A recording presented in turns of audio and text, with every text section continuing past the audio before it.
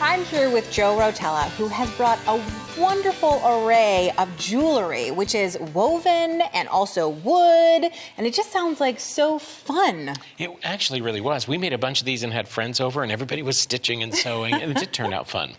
So how do we get started? I used my electronic sign cutter machine to create a vinyl stencil. Okay. And it's just a circle with the center cut out, and then I have an odd number of holes around the edge. I found an odd number works better. I was going to say, why does it have to be odd? Well, because when you do a string art-like technique, odd works out better. Okay.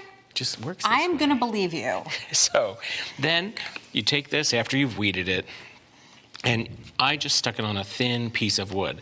This is 1/8 of an inch Baltic Especially because birch. you're using like earrings and jewelry, like you want it to be lightweight, I would assume, and not something super heavy. So you're not using a 2x4 here. And this is just Baltic birch, but if you did some exotic woods, the colors are beautiful. Cool. Just beautiful. So now we're going to use the scroll saw to cut out that outer circle. Okay, I'm going to put on my safety glasses. Put on your safety glasses. This is just the right size for my tabletop. I mean, look, it's about 2 of my hands. And I've connected a vacuum hose to the back. It's just my normal vacuum so that it collects all that sawdust. Great. So let's go.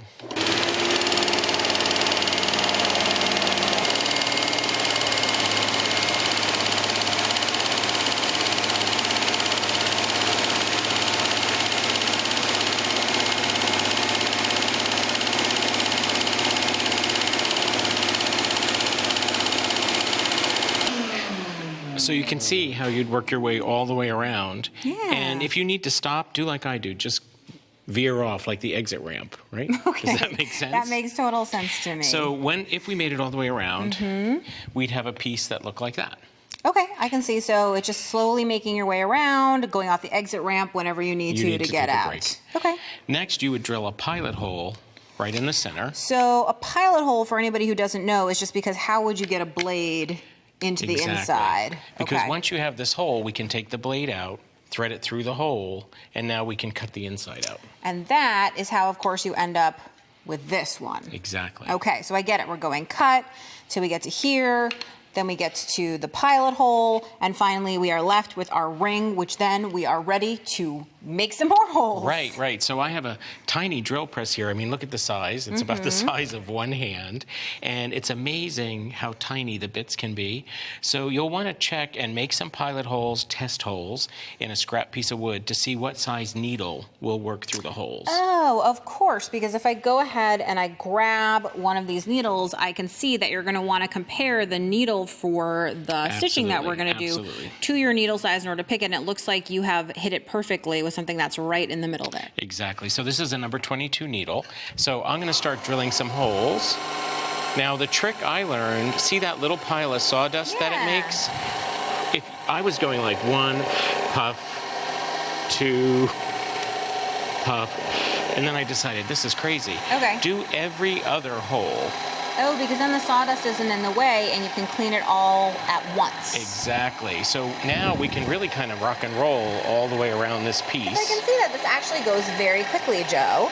Yeah, and in this case, this has about 31 holes, I think. Okay. So I'm just going to finish the last couple holes.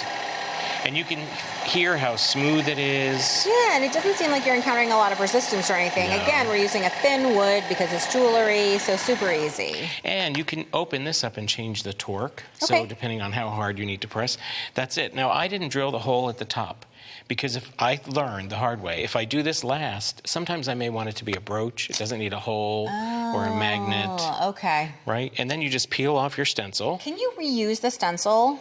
These are meant to be one-time use. Okay. It's almost no adhesive left. Okay. And that's what this particular vinyl is good for. Okay. So I have a bunch of these already cut. You can use them plain. I was going to say, some of them, I'm going to switch places with you, but some of them look like they've already been colored. Yeah, you can just stain them, you can paint them. Be careful with the paint that it doesn't clog all the tiny little holes. I feel like that is the voice of experience speaking. It actually is the voice of experience. So you're going to do one. Here you go.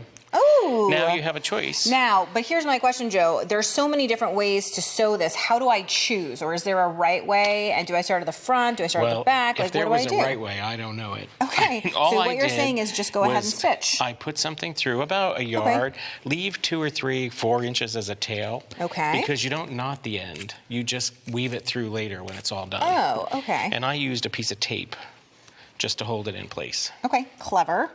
So you're just going to hold it in place with a piece of tape, and then now the where two are we things. going? Well, one approach is you go straight across, all the way around, and you'll make spokes in a wheel. Oh yeah, cool. And then you weave around it.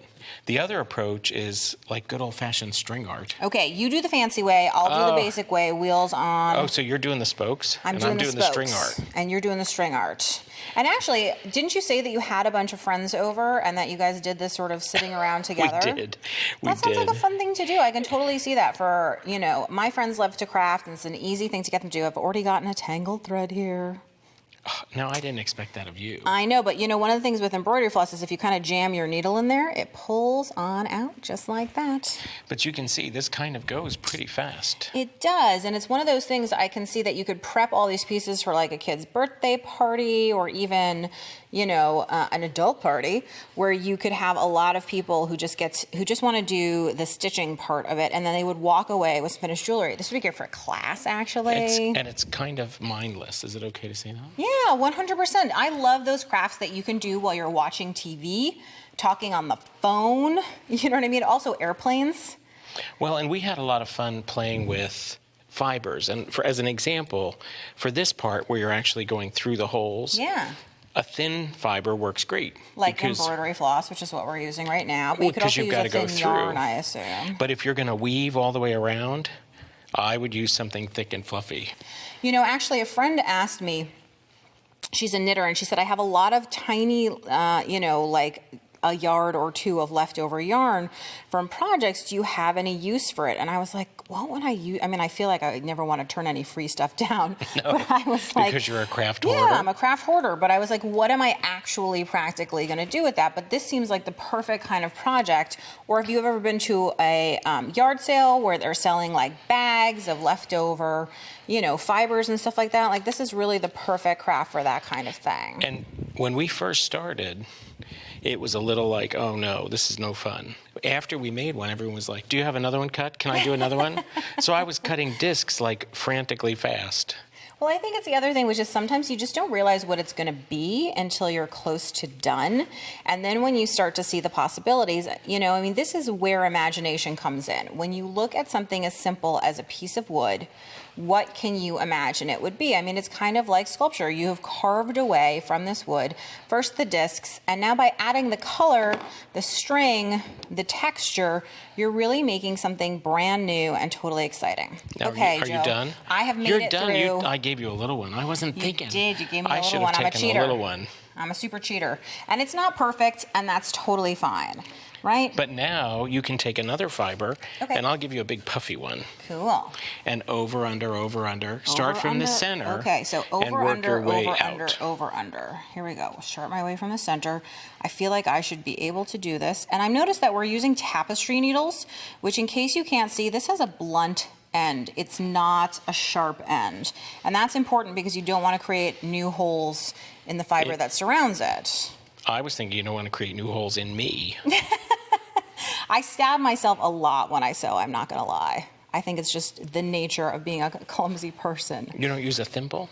I have used a thimble, but I'm not really great at it. So now if we look for a second at some of the finished ones, you can see over on the right, we have the beaded one. And of course, there are some examples of weaving. Do you want to talk us through what we're looking at? Sure. So up at the top, we made a beaded one that has a heart in the center. And then below that, that big signature piece, that's spokes like you've done, and then weaving, and we specifically used puffy, fluffy, sparkly yarn to add a little texture to it.